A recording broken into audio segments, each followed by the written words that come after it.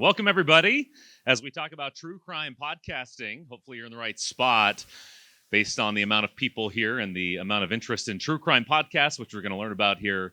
Not terribly surprised. You know, one of the things that we're doing here at the Murrow College is working on our podcasting curriculum, podcasting in general, as well as true crime podcasting. I'm really excited for, honestly, the next couple of years as we develop a number of programs students are able to take, some of them in major coursework, others that will just be elective offerings throughout the course of the year, including the summer. So keep an eye out for those if you're interested.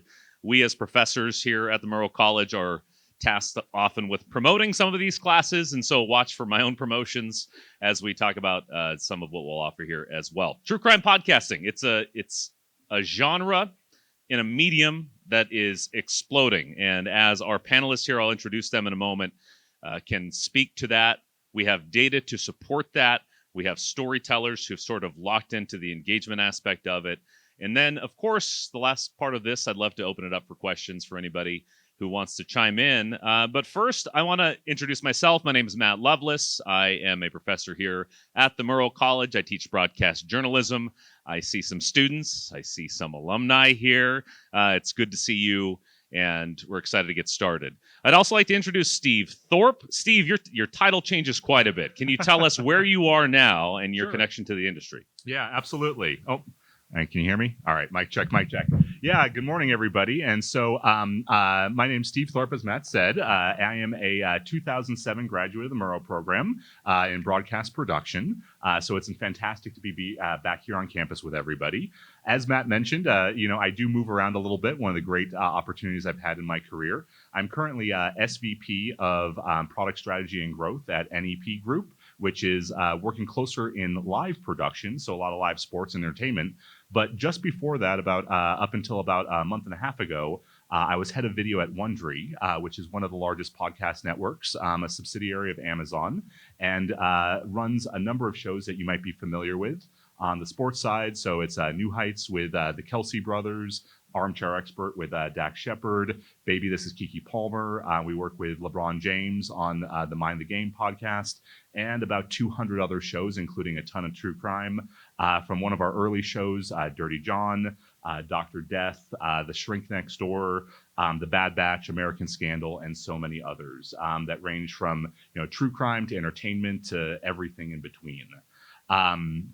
And so, I've had a great opportunity to work in the podcast space, in live video, really everything that's at that intersection of storytelling, technology, entertainment, news, and journalism. Really great opportunity to kind of see this at multiple opportunities. And so excited to talk to everybody about true crime podcasts and podcasts beyond. There is a lot there, and it's such an exciting, growing part of the industry. Well, let's get the hard question out of the way. You did New Heights. I did, yeah. Did you know Travis and Taylor were getting engaged after her appearance on the podcast? So we did have a little inkling. I can't share too many secrets, but yeah, there was that actually happened the afternoon that they recorded that episode. So, pretty exciting stuff. Wow. That's history right there. Yeah. Absolutely. All right. Our other panelists, thank you, Steve. Panelist, Kyle Bonagura. Whether or not you know it, you've probably read a lot of Kyle's work. He's covered a lot of kook stuff, but I'll let you introduce yourself, Kyle, and sort of how you got into this medium of podcasting. Thanks, Matt. Yeah, so my name is Kyle Bonagura. I'm a reporter with ESPN.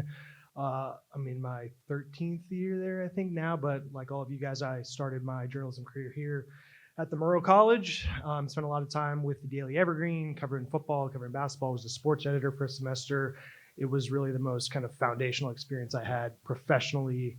And a lot of the experiences I had here on campus are lessons that I still, call on in my job at ESPN. So I would encourage, first of all, everyone to be involved in student media if you're not already.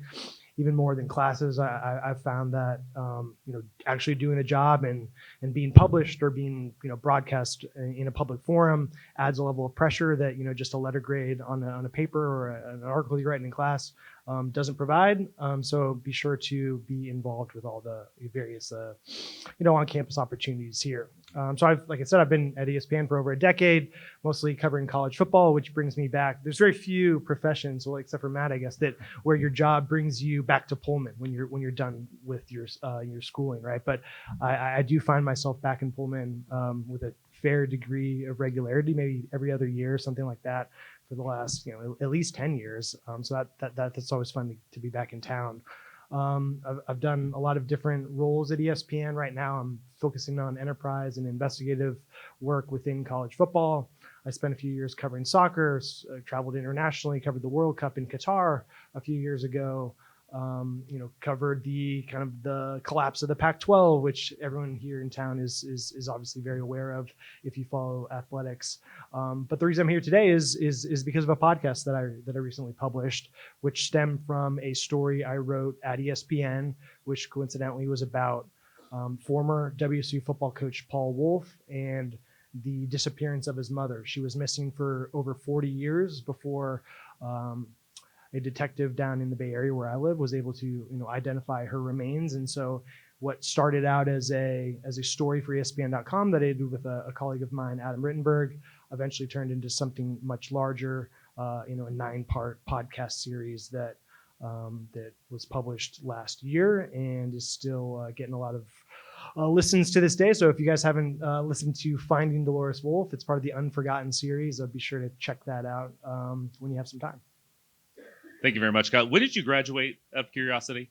So I was here from 03 to 05. So it was the Bill Doba years into the Tony Bennett basketball years. There's always like the markers where I like to provide for students and alumni.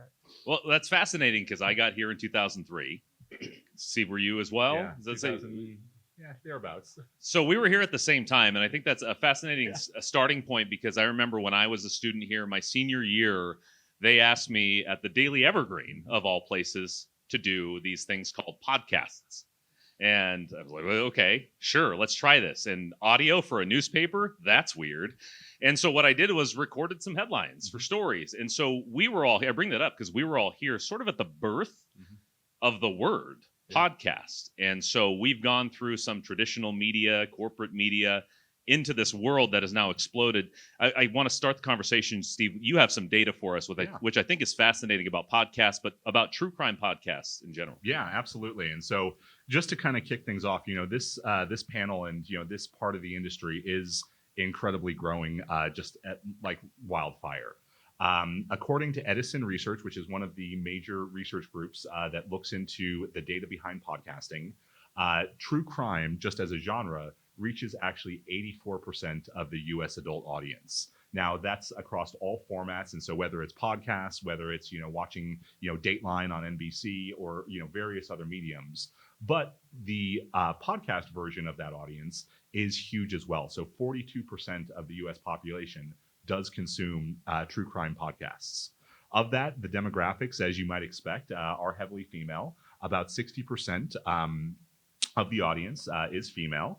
And again, as you maybe expect, 70% of that is in the 25 to 44 age demographic.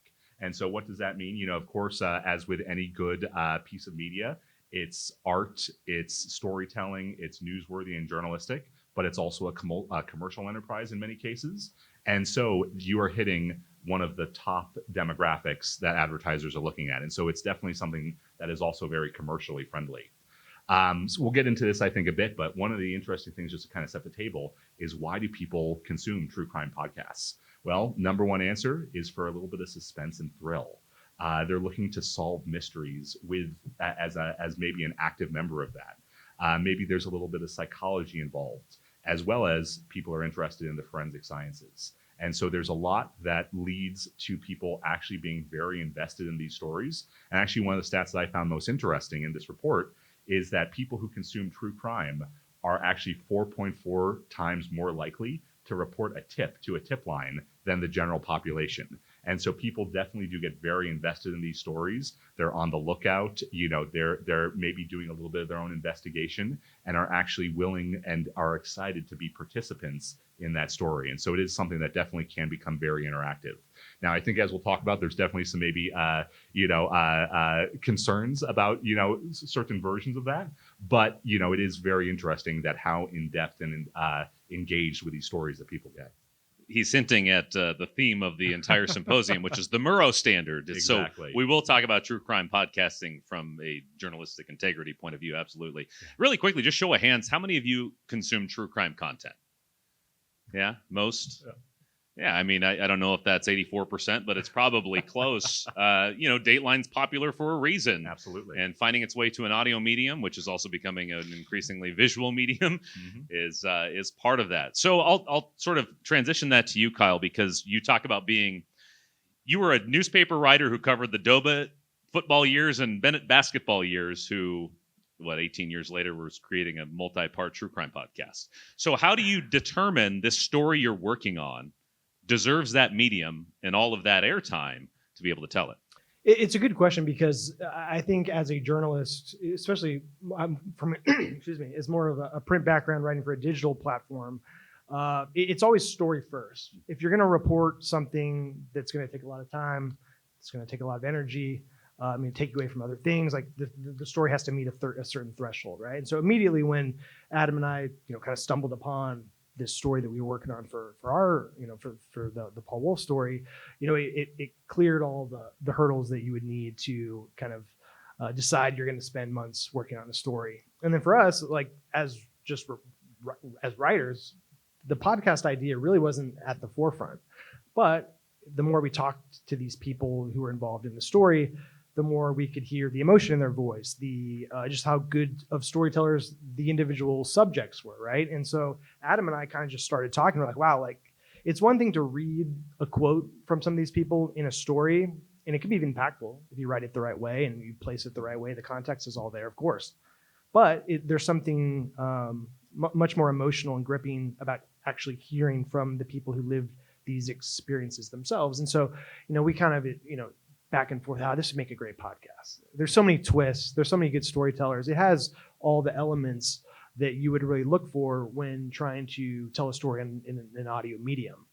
It's also difficult to get these things across the line, right? It's one thing to say, hey, you go to your editors and say, hey, this is a good story. This is what we do. It's very easy to get kind of the green light to work on something like that. But to kind of branch out of your comfort zone and to pitch a project that isn't something that you normally work on, that's harder to get green lit, right? So we kind of, at ESPN, the story really had to be through the lens of Paul Wolf and his experience as this coach. We have a sports audience, so our digital story was very much this experience that Paul had, throughout his whole life, dealing with the disappearance of his mother, and then 41 years later, receiving an element of closure and everything that happened in between. And as a true crime story, and as a podcast, it really didn't fit for what ESPN was looking for at the time. But after a couple of years of marinating on the story after the fact, we kept telling each other that this is a story that there's so much more to this that we wish we could have told. And we started seriously kind of flirting with the idea. Okay, is there a way to do this externally, on our own, maybe, to tell this as a podcast? And so we did end up getting an agent who helped us kind of shop the story around a little bit. We pitched it to some of the big places, Wonder included. Got a lot of no's, right? It's an interesting time in podcasting too, because series like New Heights, they can be repetitive. Like there's not a lot of legwork. It's just two people talking. You can set up a camera. You can monetize those podcasts in a very real way. With a true crime podcast, that's it's got a shelf life, right? We're going to tell the story over X amount of episodes. In our case, it was 9. You don't get the long tail off the back end to try to monetize it, right? So these the bigger companies who are looking to kind of invest in these sort of stories, like there's only so many they can give money to. It's a lot of that is relationship based, and so we kind of went through that process for several months. Didn't get anyone who was willing to kind of pony up and pay us to do it up front. So we ended up just going to a small a podcast shop. Mutual friend kind of set us up. He had done some similar stories in the past. There was a good cultural fit, a good, there was connectivity between the other seasons.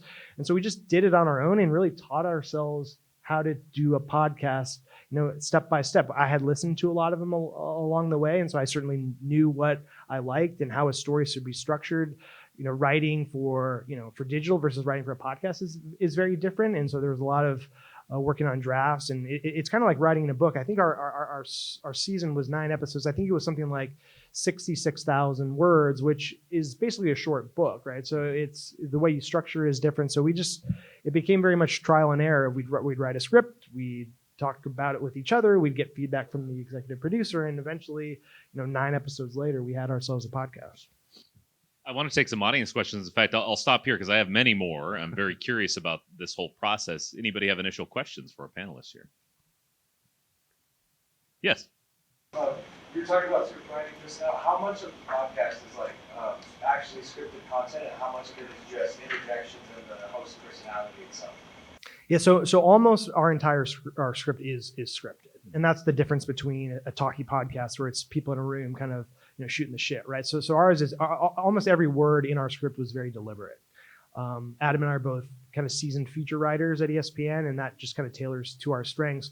We did inject, and we kind of messed around with this a little bit in a few of the episodes where we went off the cuff. Like we had a script, and then we would have leave a blank spot for about 2 minutes where we would kind of go back and forth a little bit about something like a pivotal moment that would kind of, the idea was to make it more personal, show that, hey, we're not these robotic figures, right? We do want to show some of the conversation. Ours was structured in somewhat of a unique way because we had 2 hosts, right? So a lot of true crime is just one narrator and you kind of hear it through them, but we were basically rotating every act. So we did want to have some interaction between us. So we tried to interject a few times where it was more off the cuff, conversational, but for the most part, it was a scripted podcast. Yeah. And just to jump in on that, I think the beauty of podcasting is that it can be any version of that. And so many of the true crime podcasts are exactly as you're saying. They're going to be scripted. There's going to be a lot of production that goes into it, whether that's sound design, music, they're actually going to try and tell that story and really take advantage of the audio medium. But then you look at something like A New Heights or An Armchair Expert.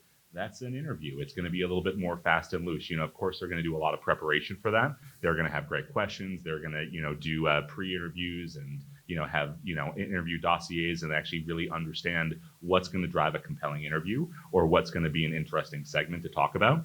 But, they're by definition a little bit different. One's from scripted, one's a little bit more, fast and loose. Preparation for sure, but a little bit more loose. And so I think that's the beauty of the medium is it can be any version of that, just like you might find on television. You're going to find a scripted drama. You're going to find a true crime show that, is highly produced. You're going to find news packages, and then you're going to find people having talk. And, you'll find all versions of that, just like you would on television or in other mediums. Yeah, question up front. Yeah. It sounds like you guys worked on it for a long time. Yeah, so our story, we worked on the print story for I call it print because it's a written story. We worked on it for 9 months before it published. So I was completely obsessed with every detail of the story. I lived it, I breathed it. I mean, I've read court documents from 35 years ago and could probably recite a lot of that back to you. A lot of research goes into it. And then look, I've only done one. So I mean, I think you could be different on the next one. Hopefully I'll do some more here in the future. But you have to become a subject matter expert if you're going to go in depth in a true crime podcast. And a lot of the stuff that you'll learn about, that you find out about, doesn't even end up making the cut for the story. I mean, we could probably have another podcast about the stuff we left out just because time constraints and responsibility of you heard rumor and innuendo about what might have happened, but if you can't prove it, there's a kind of an ethical responsibility of what gets left out, and we had a lot of tough decisions to make in that regard as well.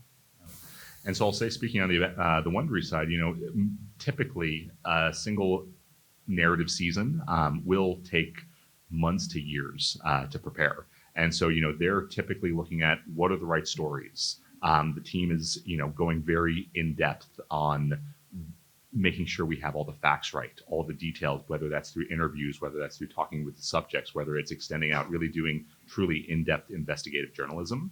And then once we have that, creating scripts, going through a notes process, really looking through every detail to make sure that's right.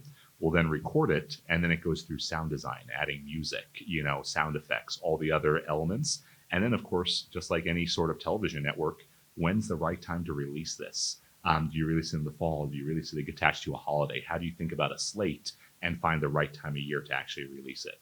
And so all those decisions will go into it. And so from story idea to release, it's months to years.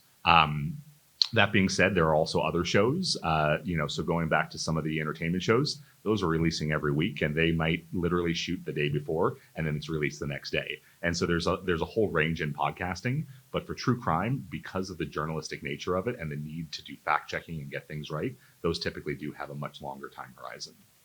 I want to follow up on that. We'll definitely get more questions, but if we have case studies here locally, and anybody who paid attention to the news in November of 2022 knows what happened over at the University of Idaho, that thing spawned the lives of some true crime podcasters, but true crime TikTokers, things like that. So you talk about journalistic integrity, and I could probably find more podcasts about that case than not that perhaps did not have much of it. So maybe elaborate on what it means to do it right, how you go about researching something like that. Yeah. I mean, honestly, it's for those of you who are in the broadcast news programs, it's very similar to what you're learning in class. You're really looking at, number one, understanding the story, going deep, really understanding the context, talking to different individuals.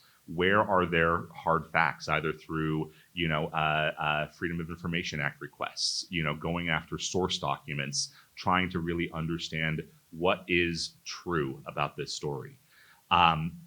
It's going through, it's then understanding that, and then it's actually having a colleague go through and independently fact check this, just like you would for a news story that's going into a newspaper article or onto TV news. And it's really understanding that is every single piece of information that we're saying correct and accurate and verified.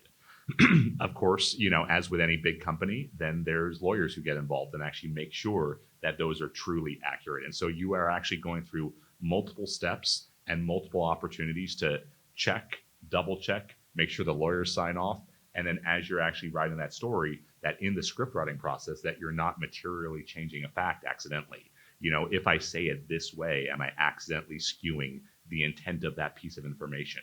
And so this is something that is has a high attention to detail, especially for a large company, because they need to make sure that, if no one wants to get sued, they're not going to get sued for libel or false information. So there's lots of checks and balances, and that's actually part of what takes so long to get these things done right. Yeah, I'll tell a quick story about that. So in our story, we had a source who told us about his involvement in the Vietnam War, like kind of pre-war. And this is something that had happened, 60 years ago. And so we sat in a room with this guy, and he talked about parachuting into the jungle in Vietnam, and it was really compelling and believable. And he had told the stories to his sons, who we had first heard these stories from. So we did go about trying to fact check this. And I don't know if anyone's ever tried to fact check something from 60 years ago. It's extremely difficult. I was in touch with the National Archives in St. Louis about getting service records. Unfortunately, they burned in a fire. We had, we were able to see his uniform. We saw pictures from the time. So we took a lot of steps to verify a story that we heard directly from someone, and you're kind of relying on their word, right? And so you'd like to think that no one's going to lie to you about those things, but it's certainly possible, and it happens. So when we ended up deciding to move forward, telling, kind of giving an episode to this guy, Uncle Slick, who's just this fascinating character. He was on the ground in Little Rock, Arkansas during the Little Rock Nine. He was a personal protector for one of the students during the desegregation of schools there. That was something we were able to verify. But in the story, we also were very transparent about what our reporting process was like trying to verify this. We said, look, here's the steps we took to look. This is something that is hard to verify. We said that flat out in the episode. Nothing about what he said made us think that he was making it up or lying to us. But we're kind of taking him at his word, right? We talked to the archives. We did this, and this. So we were very transparent about, hey, you evaluate for yourself, right? We're not going to report something as fact that we don't know to be true. And that was true for other parts of the story where there's police reports. And we were very specific, citing details from that police report.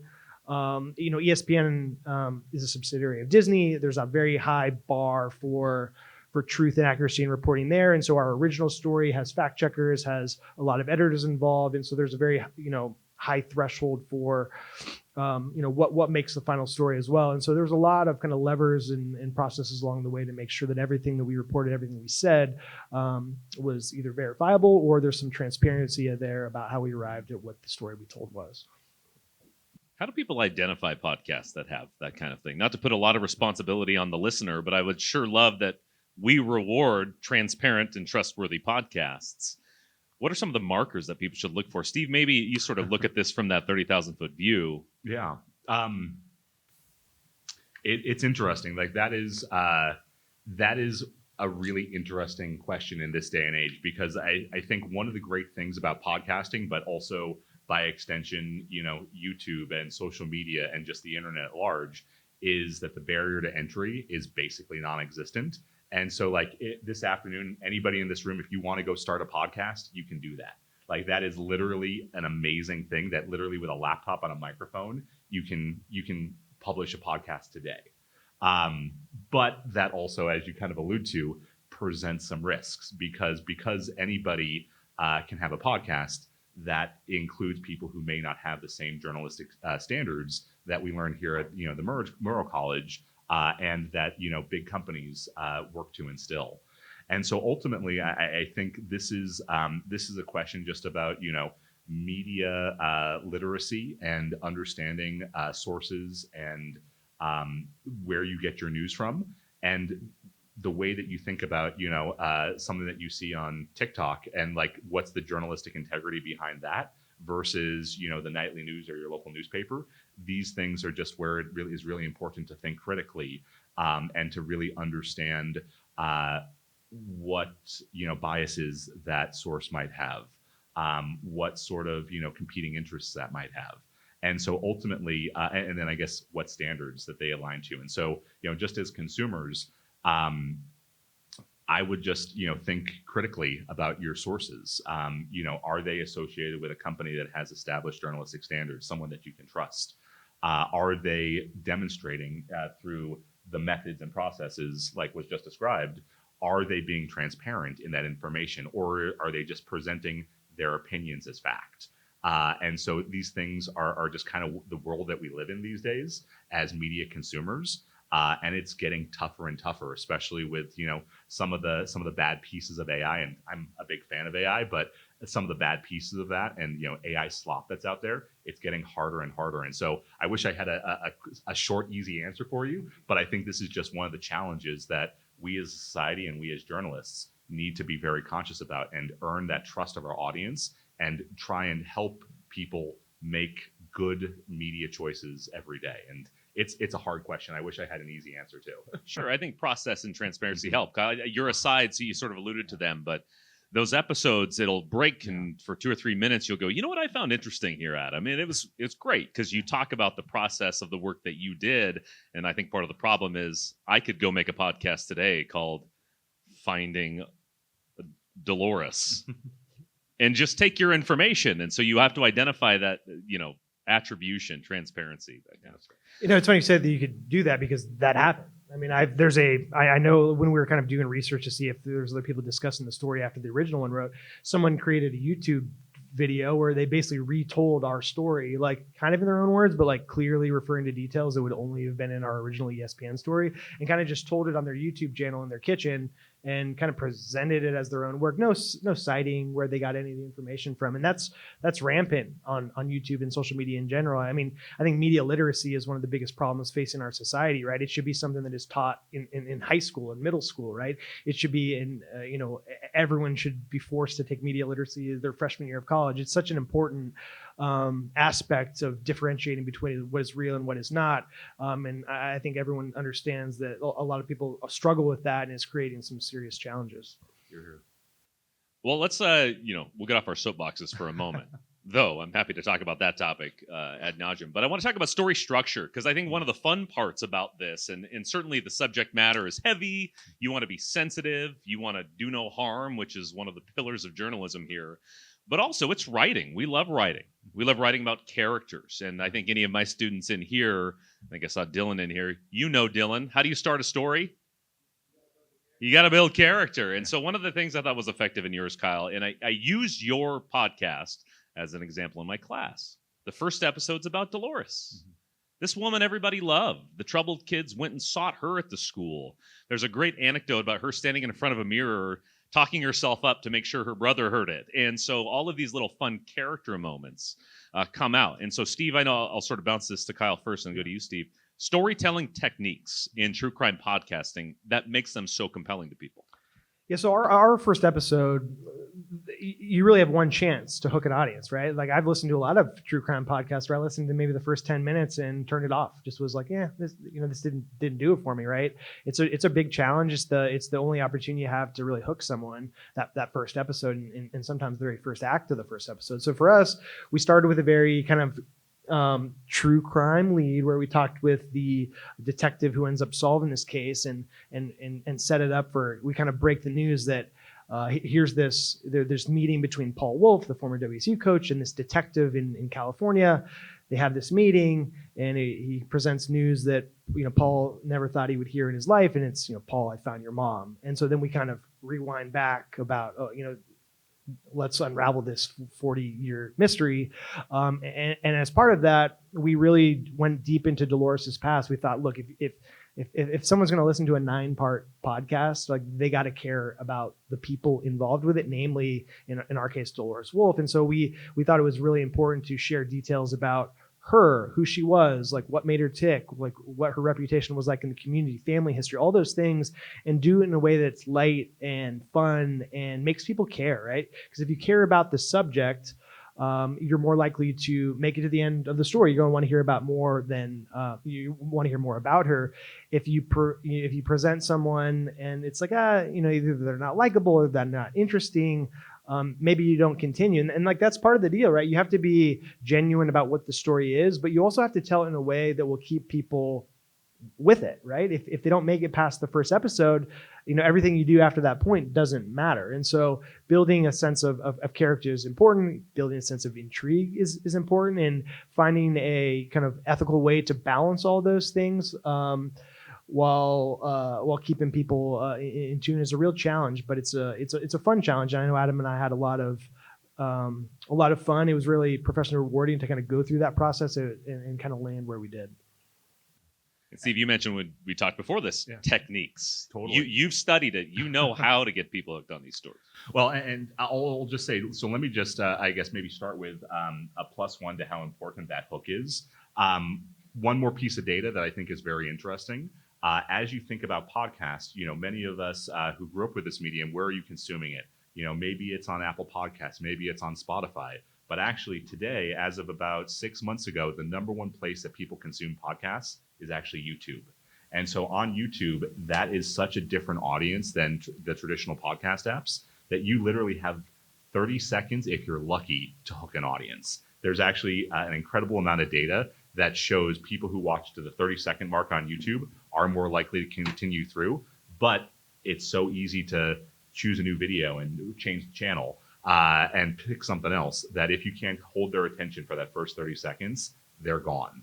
And so with that, how you structure your stories within that first 30 seconds, within that first act, within that first episode is so important to think about how you drive success. And, for those of you who have played with YouTube and published your own videos, you can actually see all the data. And that's actually one of the exciting things about the world that we're in right now is that you actually can see second by second where your audience is consuming your content, where they're dropping off, and that can actually inform your storytelling for the next episode and for the next thing in your series. That being said, ultimately it does come back to telling a great story. And so, and of course, the importance of that hook is really key. But honestly, you have to keep them engaged and interested for the whole episode. And so it's about how do you tell a tight story that doesn't have a lot of fluff? How do you make sure that when you're going and transitioning into maybe a commercial break or into that next episode, that you build a little bit of tension that retains audience across that commercial break or into that next episode, or helps them come back next week for the next release? And so these are all the techniques and the things that you have to think about of how you structure your story, about how you build that audience, how you hook them in, and then retain their attention across that episode and across the season. So really, really important. You can see the moments, the minute, the second where people watched the most or tuned out. And that's the beauty.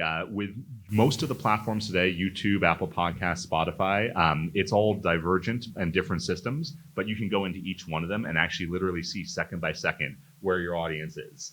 And there's an incredible amount of data now that can actually inform that storytelling. And I'll say, we kind of touched on AI. I know that's not the subject of this panel, but that's actually one of the really powerful things is these platforms are now actually giving you tools that can help you based on your data and where they see your retention patterns. They can actually help you editorially inform how you make your next episode. So it's getting really powerful, these tools to help you develop that story over time.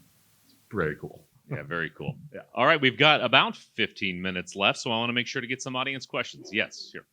How do you know a story is worth telling not only by using impressions, but your time and your money? That's a good question. So you don't know the views and impressions when you decide to tell the story, right? Because that all comes after the fact. So for us, it was like Adam and I found ourselves just like talking about it in our free time a lot, and just like how crazy different elements of the story was. And so I don't know, if you find the story interesting and you feel passionately about that, the chances are other people are going to agree. And I think it's a pretty simple metric for making that judgment. So yeah, if you believe in something and you think other people will like it, I think you probably are it's probably a safe bet to trust your judgment. Yeah. And I'll say, zooming that out, like I'd say +1 to that, because ultimately in so many of these things, whether it's podcasts or television shows or making a movie, it does come down a little bit to taste. And so, if you're operating at, the top end of the business, you can certainly do some data analysis. What are comparable stories that are, maybe coming from an established person or, an established storyteller, or, is there a story that's maybe going after, not the exact same story, but maybe after a similar demographic or a similar theme? And can we show that there's an audience for that style of story? But ultimately, at the end of the day, you're looking at these things. You're looking at, what's it going to cost? What do we think the advertisers might be interested in? What are maybe some comparables that can help us, build a business case behind that? But ultimately, at the end of the day, it's about taste. Do I think that this story is going to be better than this other story? And do I think that the storyteller behind it is a credible person who's going to be able to attract an audience, tell something interesting, and ideally, in the perfect world, get a season 2, a season 3, or another story that comes beyond that. And so there definitely is absolutely a lot of taste involved in this, and understanding, is it interesting? And this is why executives and folks like that have such important jobs, because they really are thinking about how to tell that story and what are the things to invest in. But as creators and storytellers, it starts with, is this a compelling story? And a lot of that is just kind of in your gut and with experience over time. And so, I know a lot of students in the room. I think the thing that I would say to you is, this is an opportunity to start early and start developing your storytelling craft through classes like Matt is talking about here at the Murrow program. But then also, as there's opportunities for you to think about your storytelling technique in your own time, getting the opportunity to develop that and really start getting reps under your belt is really just going to be so powerful in developing your style and your method and your own gut on what's going to be an interesting story that's compelling to an audience. I think also cold cases are really popular. 100%. Cases where it was hard to solve them, which I think is part of what happened with the Brian Koberger case here over in Moscow. There was a story to tell about the act of solving that crime. And I think there's an entrepreneurial standard, in podcasting is a very entrepreneurial medium, 100%, where you want them to be participatory experiences. You want your audience to be involved in that. And so I think that there's a self-assessment of your own curiosity a little bit there, where you go, I'm wrapped up in this case. Maybe other people are too. And I think that's important. You're here. Yes. No, I did not. It's one of those things, I don't know if you would call it Mandela effect or whatever, where after the fact you have students go, I swear I saw that guy here. He was behind me at the grocery store, but nothing concrete that I can verify. You had a question over here, yeah. So, looking at true crime as a genre as a whole, you mentioned the fact that pretty much anyone can go and start their own podcast. There's so many different outlets, there's podcasting, YouTube, things like that. What are the biggest factors kind of standing out amongst the street plays, kind of avoid that sort of oversaturation? If you figure that out, let us know. I mean, it's a real challenge, and that was a challenge for us. And we had this great story that did really well for ESPN, which is the biggest sports platform in the world. And yet, when we tried to go take it to podcast publishers, we couldn't find anyone who was willing to pay for it, right? And so we knew that the story was good. We knew that we had credibility. We knew that the audience response was very good to it. And we met all like the things you would need to meet to get sort of like an investment into it. But because it is such a saturated market, it's very difficult to get people to buy in. And so I would say like it's a bit of a gamble. It's some of them hit, some of them don't. Our podcast climbed into the number 2 spot of top series on Apple Podcasts. Part of that was because of an Apple promotion.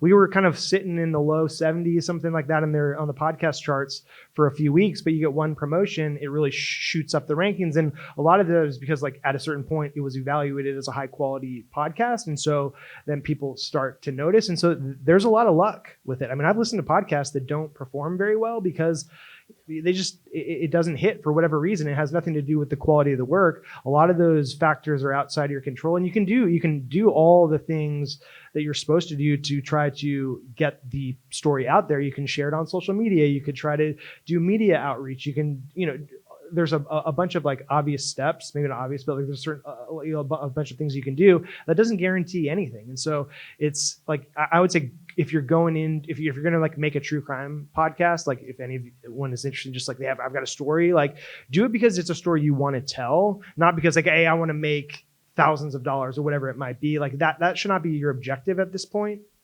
Like that wasn't our objective. Adam and I, as professional journalists, we just like had a good story that we wanted to tell.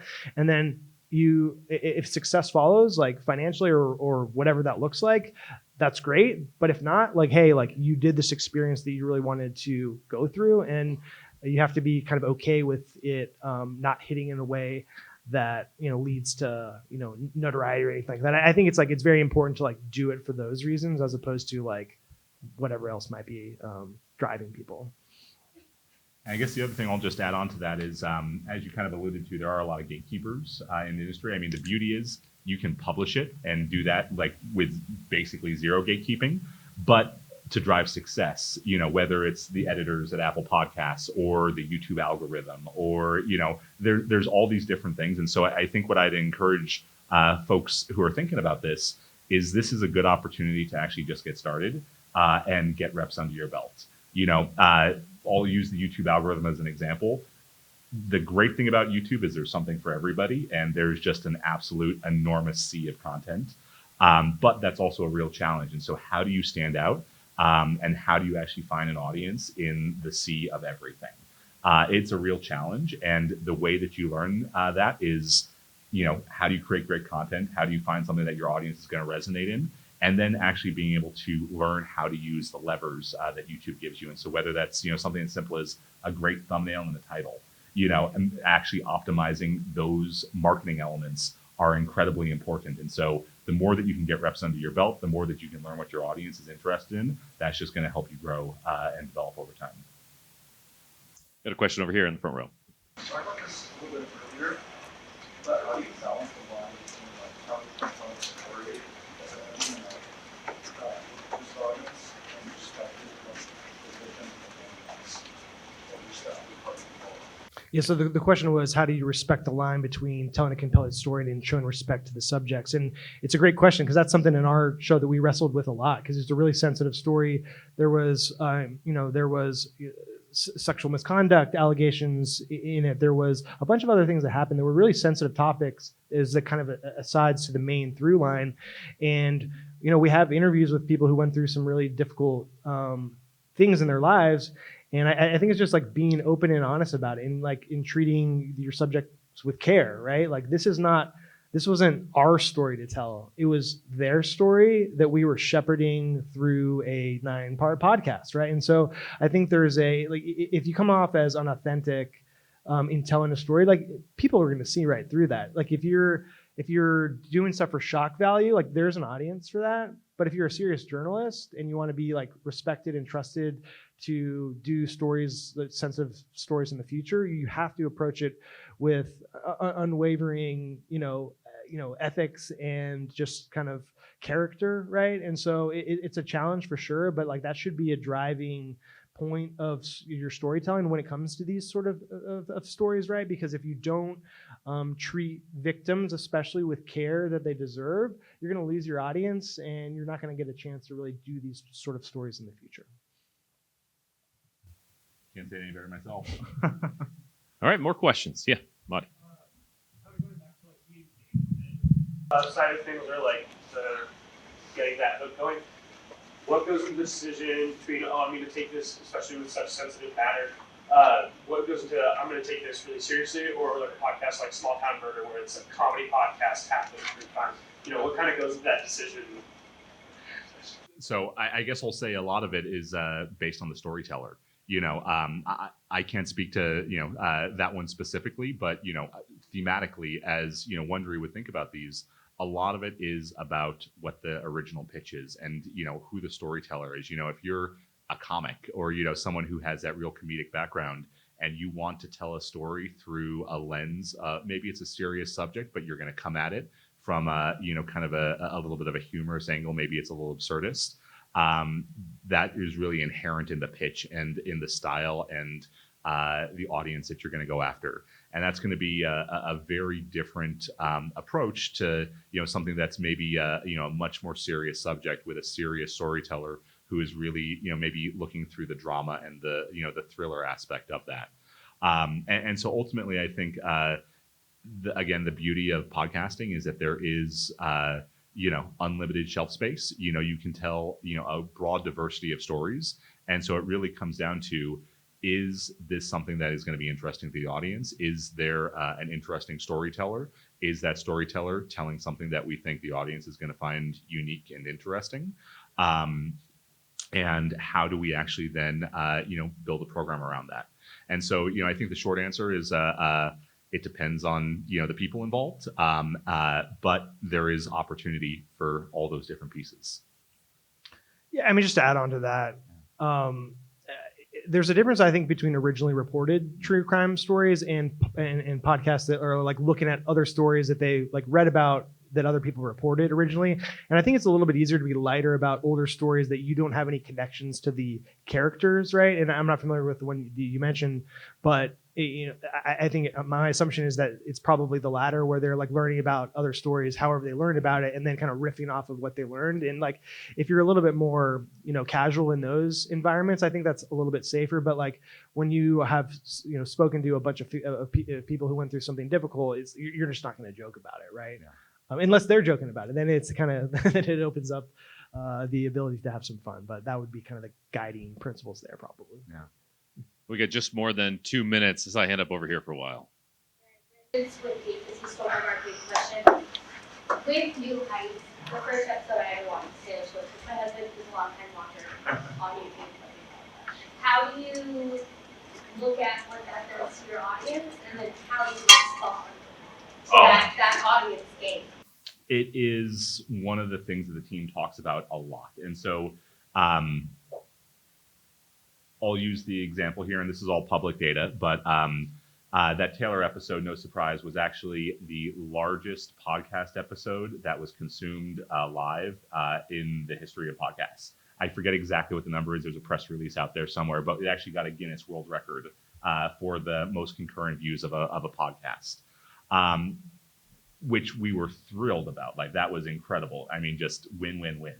But, as we thought about the core audience, that was definitely a little bit closer to a sports fan, to the Taylor audience, we had a lot of conversations about how to balance, let's call it the sports talk, with things that are maybe a little bit more pop culture and a little bit more family oriented, with just, they are very interesting humans, and the characters that are around them. And so I guess I'll say I wish I had a magic answer for you, other than it's a really hard conversation, and the team is constantly trying to balance core audience, expanding the audience, but doing it in a way that doesn't alienate the core football audience. And so they are definitely trying to walk a very careful rope where, in the middle of football season, they're definitely doing, recaps of the game and what happened in the last week. But, then they might also bring in a celebrity interview. They might bring in, Kylie and, have a great conversation about, what's happening in family life. And, they really try and have a balance of these things where it definitely is at its core a sports podcast, but trying to extend that audience. And like I'll say just such a huge kudos to the production team. They have really walked that tightrope and expanded the audience of football fans, but then also just like fans of these humans. They are, back to your original point, incredible characters, incredible humans, incredibly compelling to watch, and it's a great show every week. Well, good timing because we just hit noon, and so we have to end up wrapping up this session. If you got follow-ups, obviously there's a little bit of a gaggle that comes up. Be respectful of their time, but we got about 10 minutes until that luncheon begins. Steve Thorpe, Kyle Bonagura, thank you so much. Thank you, everyone.